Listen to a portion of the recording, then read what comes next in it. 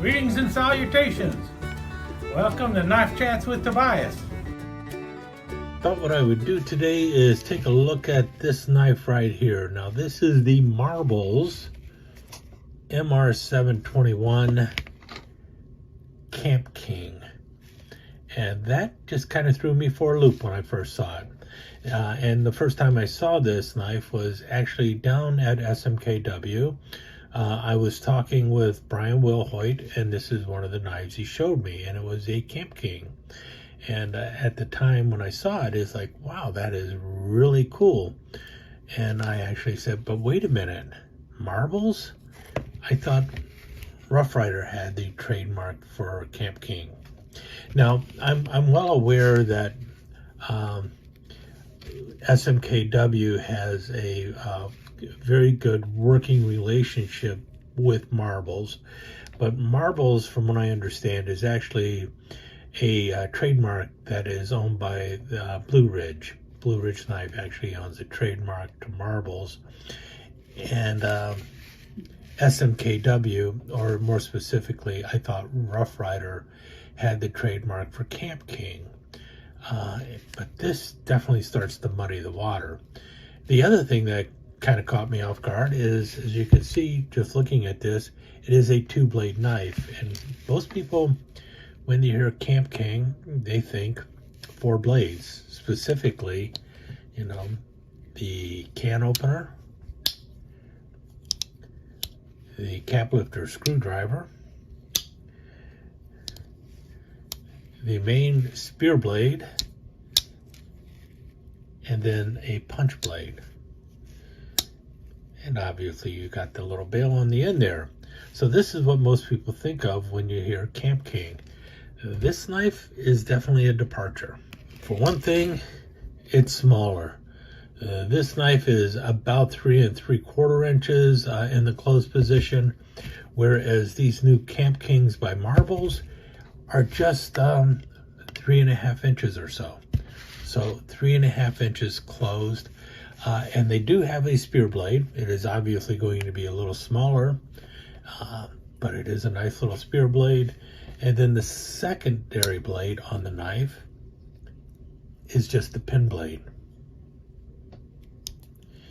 And we'll talk about that pin blade in a minute. But those are the blades on it, just a pin blade and a spear blade. There is no punch, there's no can opener, there's no cap lifter, none of that stuff. Just two blades, and it's basically a small cigar-shaped pen knife, which is pretty cool. I do like it, and there's everything about these knives. They are more or less well made. There is one item that I consider a flaw on the knife, and we'll get to that in a second. But as you can see, I picked up two of them. So my opinion is not based on the sample size of one, but actually the sample size of two. But if you can look in the back here, you can see just how flush the fit and finish is on those back springs and those brass liners, and also the match up with the bone there. And it is some gorgeous bone. You got wonderful nickel silver bolsters there. They're nicely ringed. It looks like brass pins. Yeah, brass pins. And you've got a nicely set flush Kamp King shield in there. You can see that. And it's the classic style of a Kamp King shield, which is also very nice. Now, those are just glued in place. They're not pinned in place.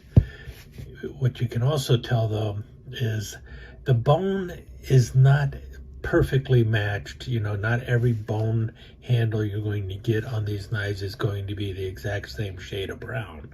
You can see that here.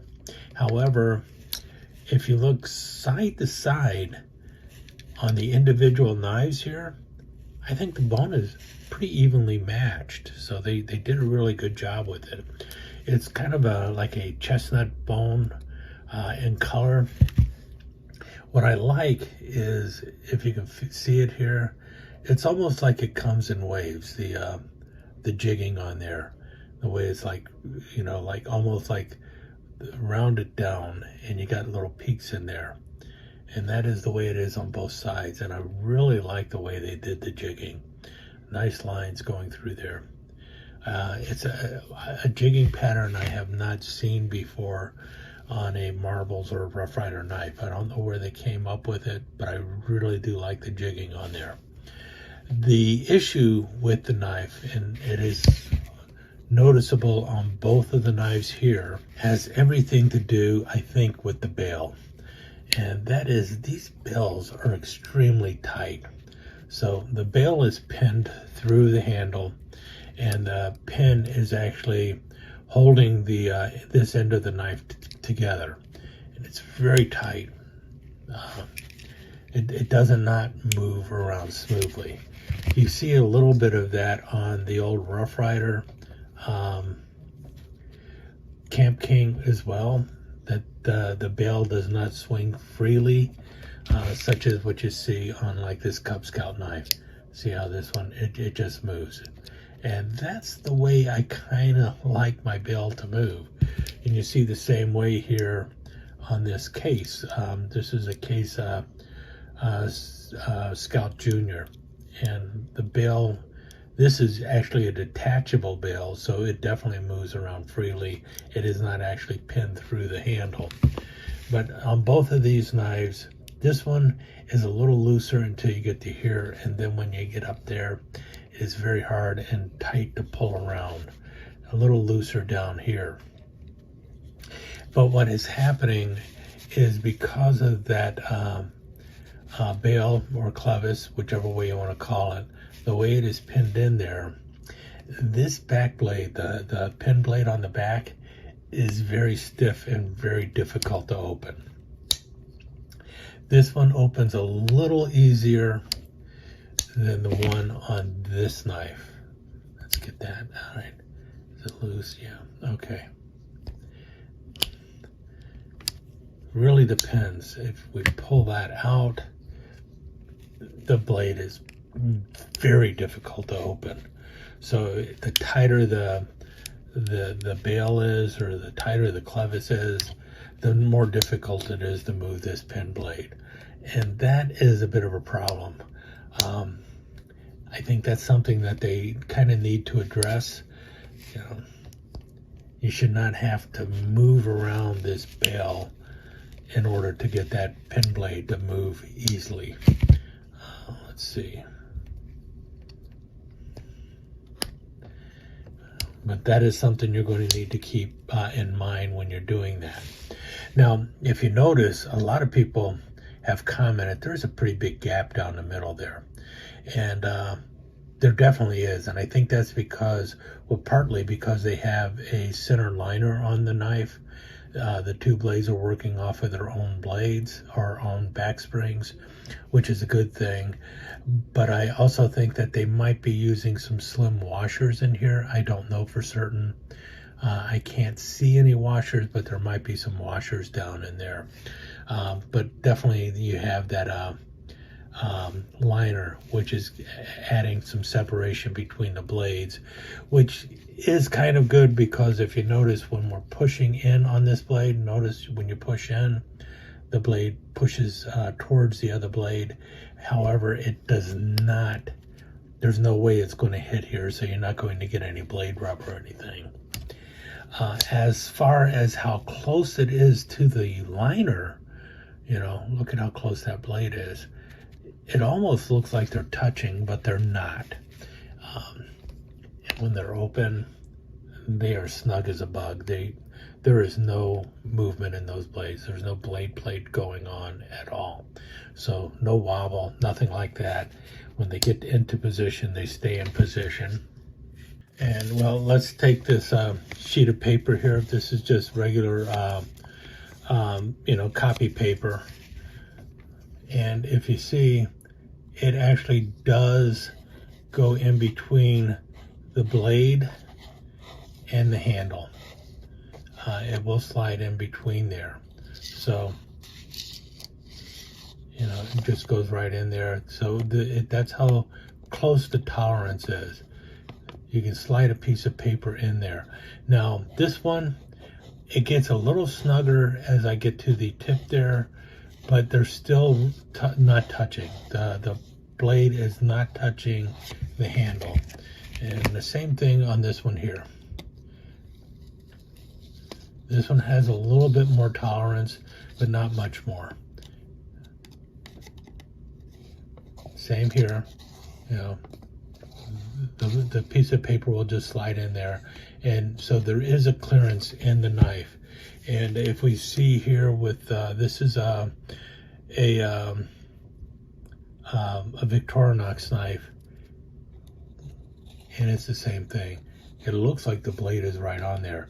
And we'll see, and if you notice, it's catching. It's a little snugger as I get out to the top here. Sort of like what was happening on this knife here. And people will look at that and talk about how great the fit and finish is because of the tolerance between the blades. So it's actually quite well made. The fact that you do have a little bit of space in between there, they're not rubbing or anything. And you do have blades with a little bit of a swedge at the top there. I know a lot of people like that. You've got a very good half stop on it. Yeah, my only complaint really about the knife is the tightness of the clevis back here, which interferes with opening the blade. That is something that I think they do need to address. The small blade does not have a swedge. If it does, it's minimal, which is okay. It does have a good half stop.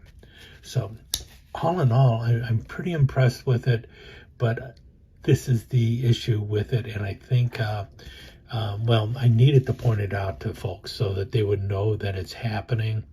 I don't know if it's on every knife, but you know, I'm 2 for 2 with the clevis being a little too tight, causing the blade to be the pen blade to be a little more difficult to open than it should. But they are pretty cool knives, and I'm hoping that this will break in over time. It has been loosening up as I have been working on it.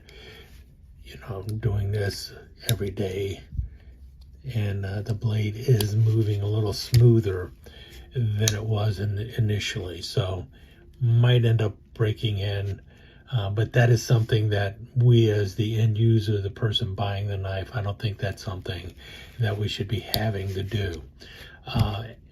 Now, moving on from the fit and finish of the knife, let's talk about some things that I hope to see with this frame in the near future.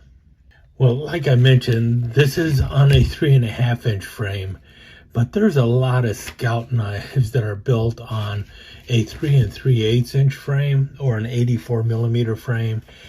And I think this knife needs to live up to the Kamp King name and be turned into some kind of Scout knife.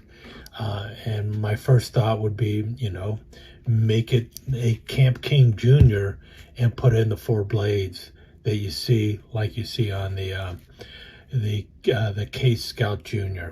You know, you got the can opener, the cap lifter screwdriver, the main blade, which it already has, and then a punch or an awl. I think those blades, you've got plenty of room in there. I think you could fit all 4 of those into there, and that would be pretty cool, because both of these blades, it seems like you would be able to get them on the back spring there, and because of the liner in the middle, you would have room to put the front layer in there, the cap lifter screwdriver, can opener up in the front there, and you would have a wonderful little Kamp King Jr. And I think that'd be a great idea. The other thought that I have is this is the Case Scout Jr. or Junior Scout. The Case also uses that same 090 frame for a small Stockman, you know, a little cigar Stockman. And you could do the same thing with this one. And this one's almost set up for it. You've got the pin blade on the backside there, but you could just go ahead and throw in a sheepfoot blade up front here, throw in that sheepfoot blade right there, and you would have a nice cigar Stockman or you could also call it the Kamp King. Well, not a Kamp King. You could call it a junior cattle knife or something like that, because you've got the blades of a cattle knife, and you got the cigar frame that was very common with a cattle knife. So you could have a cattle knife or a junior cattle knife with the Spearmaster blade, a pin or spade blade on the back side here, and then adding a sheepfoot blade into that spot right there.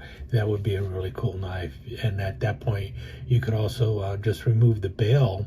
By removing the bail, you won't have that tightness going on there, so that would be pretty cool. But what I would really like to see is for this knife to bring back the Cub Scout knife. Now, the Cub Scout knife is made on a 3 3/8 inch frame, and this is a 3.5 inch frame, but you can see the similarities there. And the Cub Scout also has the Spearmaster blade up front, and then the tools on the back side. And you have, for the tools on the back side of a Cub Scout knife, I'm sure everyone is aware of that. You got the cap lifter, and the cap lifter screwdriver blade with a liner lock. I don't think the liner lock is as necessary as the blade choices would be. And then you have the punch blade over here. So, and that is also working on a liner lock.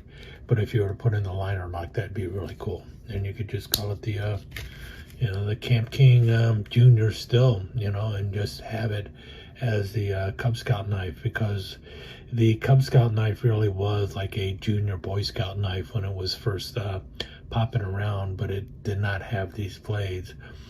Sometimes they were even called a cub, a Scout Cub or something like that, but they were not an official Cub Scout knife. But it would be really great to see the Cub Scout knife be brought back to life. And I think this frame would do a really great job doing that.